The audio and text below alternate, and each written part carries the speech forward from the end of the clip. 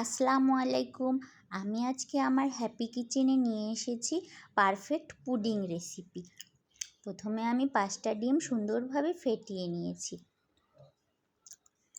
Pudding কিন্তু সবাই বানাতে পারে, কিন্তু পারফেক্টভাবে জমানোটাই হচ্ছে পুডিংয়ের আসল রেসিপি। তো আমি চিনি আর দুধ দিয়ে ফেটিয়ে নিচ্ছি। এবার আমি কর্নফ্লাওয়ার অ্যাড করব। এটাই আমার পুডিংটাকে জমাতে সাহায্য করবে। আমি একটু গুঁড়ো দুধও দিয়ে দিয়েছি, এতে আমার পুডিংয়ের টেস্টটা ভালো আসবে।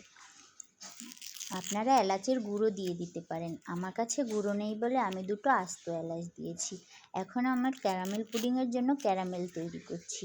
চুলায় একটা হাঁড়িতে হালকা পানি দিয়ে চিনি দিয়ে ভালো করে জাল করে নিলেই ক্যারামেল রেডি। আমার ক্যারামেলটা কিন্তু একটু পুড়ে গিয়েছে, তারপরও খেতে টেস্ট হয়েছে। মূল উপকরণটি কিন্তু অবশ্যই ছেঁকে নেবেন, তাতে আপনার দুধের সরগুলো থাকবে না। এবার ভালো করে ঝাঁকিয়ে ঝাঁকিয়ে বাটির মুখটা ভালোভাবে বন্ধ করে চুলায় একটা পানি দিয়ে বাটিটা চুলায় বসিয়ে দিলাম।